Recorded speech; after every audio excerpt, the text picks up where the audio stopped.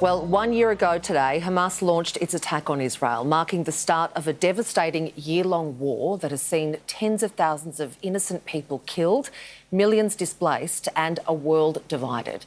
We look back at the day that changed history and a warning, this story contains distressing images. It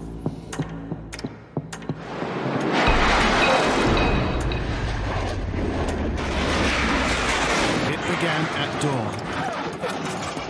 An estimated 2,000 rockets fired skyward from the Gaza Strip into Israel. On October 7th, 2023, Hamas terrorists murdered nearly 1,200 people.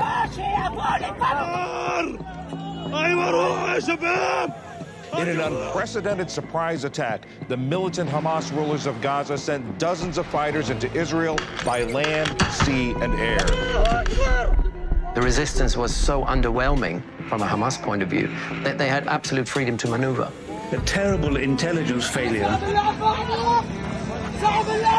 Hamas released this footage of its armed men storming the main crossing for people from Gaza entering Israel.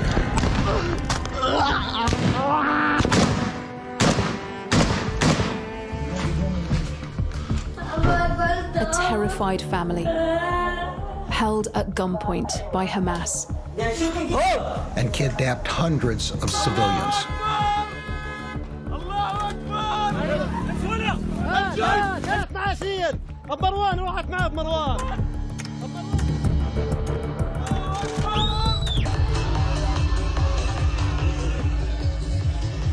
We started dancing and everything was perfect. I started seeing things in the sky and not understanding what's happening around.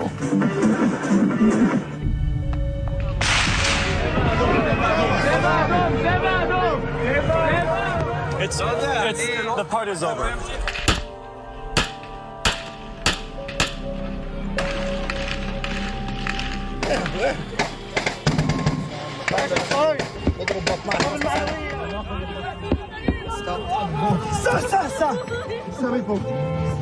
Car after car with dead people. Hamas terrorists stormed the festival grounds, murdering 364 people and taking more than 40 hostages.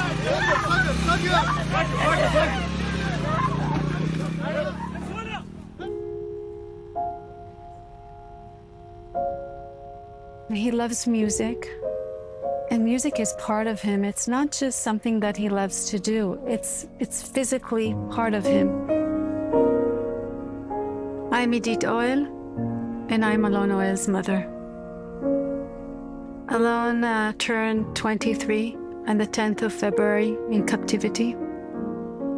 He was kidnapped at the age of 22 from Re'im bomb shelter. And around 6, they heard a lot of rockets coming down, and they knew they had to get cover. So they went really fast to the car and started to drive. He sent a message at 8 o'clock in the morning that he was in a bomb shelter and he was fine. And that was the last time we heard from him. Hamas comes, started to shoot at the bomb shelter, throwing grenades. Many grenades were thrown into the bomb shelter. And they were all trying to survive this. Sadly, one grenade exploded inside the bomb shelter. And then the Hamas comes in and takes Alon and 3 others on a truck and drive them to Gaza. You can see in the video, you can see how much blood was on him.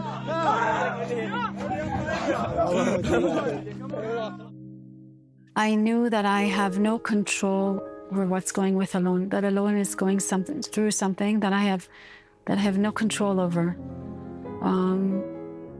And that I have to be strong, and that I have to be strong for him.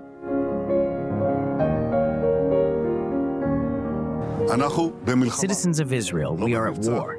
The enemy will pay a price he has never known.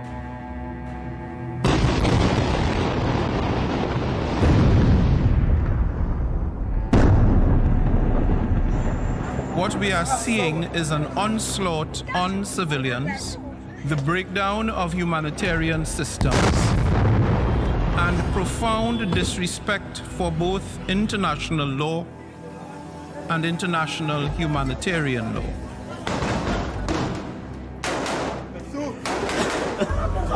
Israeli commanders have been deployed all over Gaza as the bombardment continues.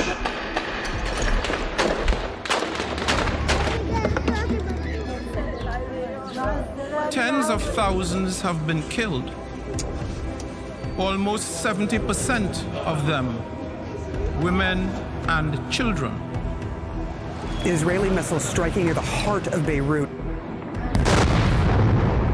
Fears of a regional war in the Middle East accelerated today.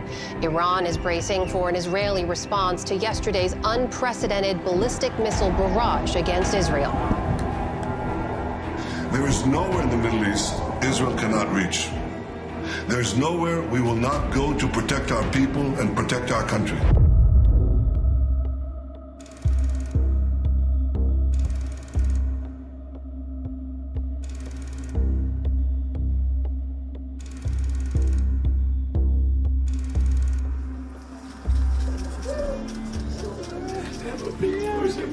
There's still hostages, 101. Some of them are alive, in the same conditions, in tunnels like this, in Gaza.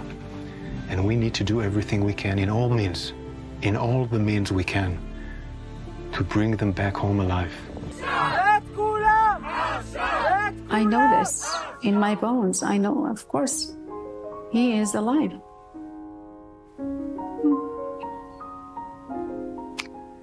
That we know that he is strong. And we are doing everything we can to bring you home. So many people in this country and this world know about you and love you and think about you every day.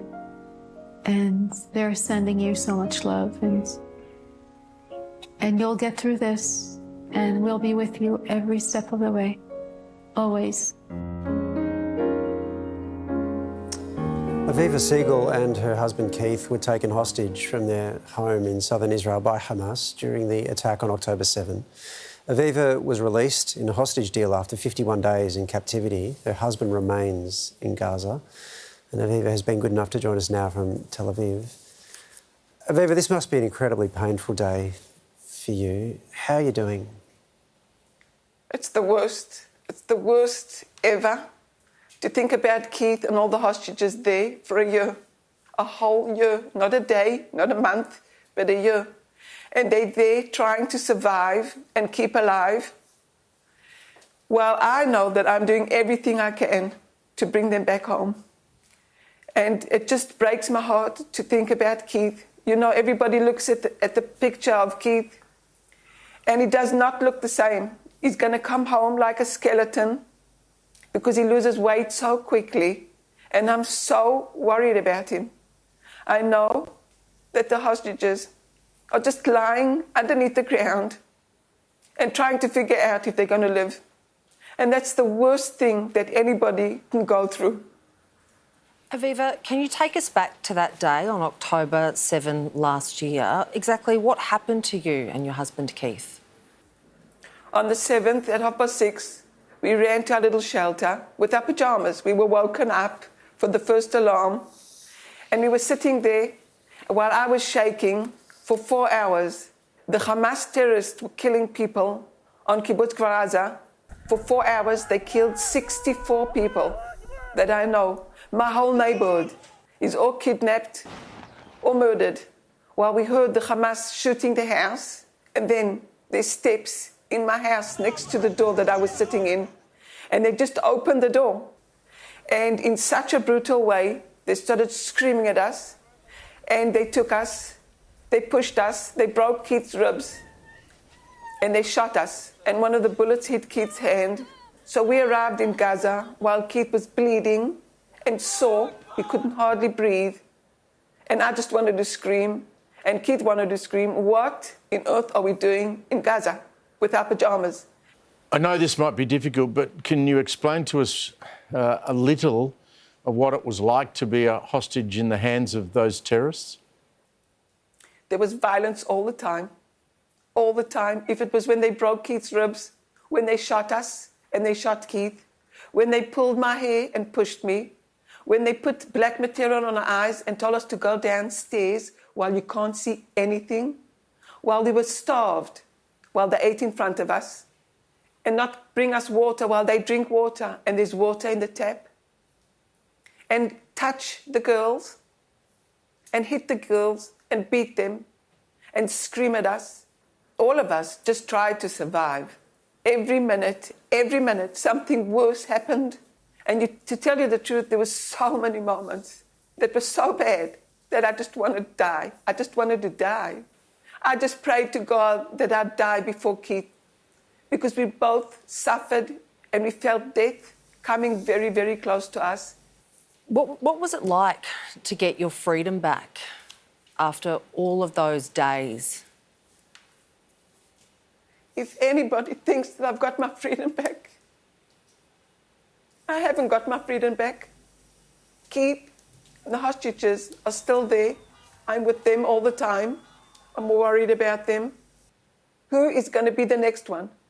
Who's going to be raped or touched or starved or tortured or screamed at or without water? And that is not human for us to know that human beings are in that situation. So I'm screaming. I'm screaming for 10 months since I've come back. I think for me, it's even worse than being in Gaza. My heart is just broken up into pieces. Aviva, we can see the T-shirt you're wearing, demanding that Keith be brought home. It doesn't seem like there's likely to be a ceasefire deal or a hostage swap deal or anything of that nature, at least that hasn't happened so far. Hope is really important, though, at a moment like this. Do you have hope that something like that is actually on the horizon? I'm never going to lose hope. Never going to lose hope. I'm going to keep going, and I'm going to keep believing, and I'm going to keep strong, and I'm going to keep just imagining Keith coming home and all the hostages coming home. And that's what I do to keep myself going. Aviva, thank you very much for your time tonight. It's a horrific ordeal that you've been through, and I know it mustn't be easy for you to talk about it, but we really appreciate that you have. Thank you. Thank you so much.